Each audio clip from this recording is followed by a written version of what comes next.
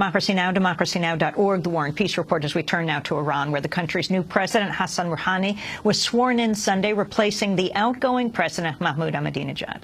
Rouhani signaled the possibility of talks to resolve disputes over the country's nuclear program. He's also called for the lifting of international sanctions. Interactions based on equal footing and cooperation will be the basis of our relations with other countries.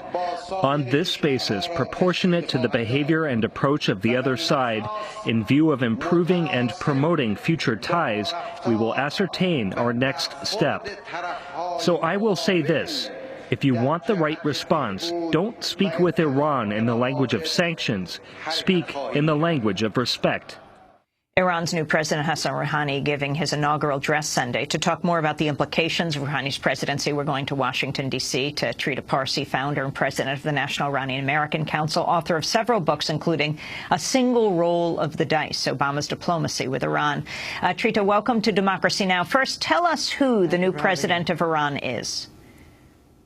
Well, he is definitely an insider of the system in the Islamic Republic.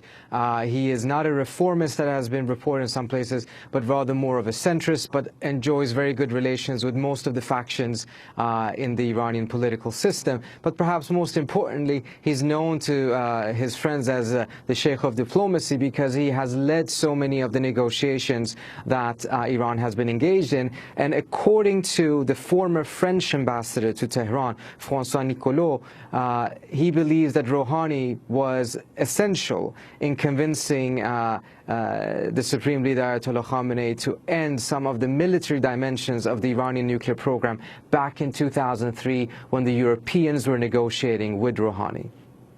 You know, just before the inauguration this weekend, the U.S. House of Representatives passed its harshest sanctions yet on Iran, focusing on the country's oil exports. What's the significance of this?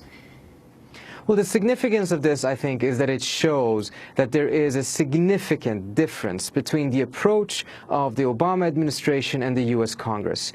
Hardliners on both sides, both in Tehran and in Washington, have had too easy of a time to scuttle deals and sour opportunities for diplomacy between the two countries.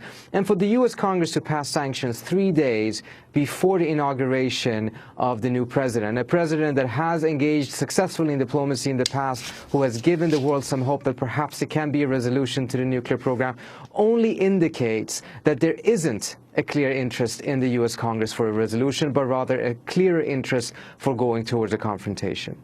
What does this mean for the relationship between Iran, Israel, and the United States, Trita, the new president?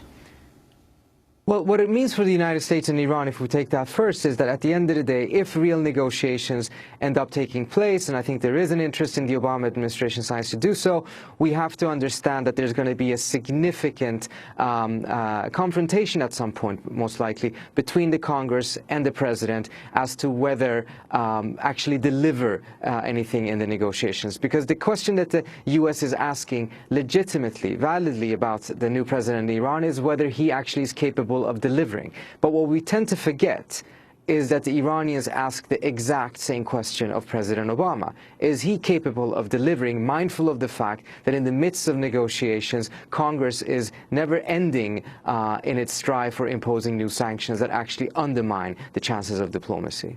And the relationship with Israel, what this new president means? Israel is going to be very interesting. We saw this past weekend that there were mistranslation by the Iranian media saying that Rouhani had said something along the lines that Israel is a wound that needs to be removed, whereas in reality he didn't do so at all. The tape later on emerged. Rouhani himself tweeted the tape that showed that what he was referring to was that the occupation of Palestinian territories is a wound, a statement that I believe a lot of Israelis would agree with as well.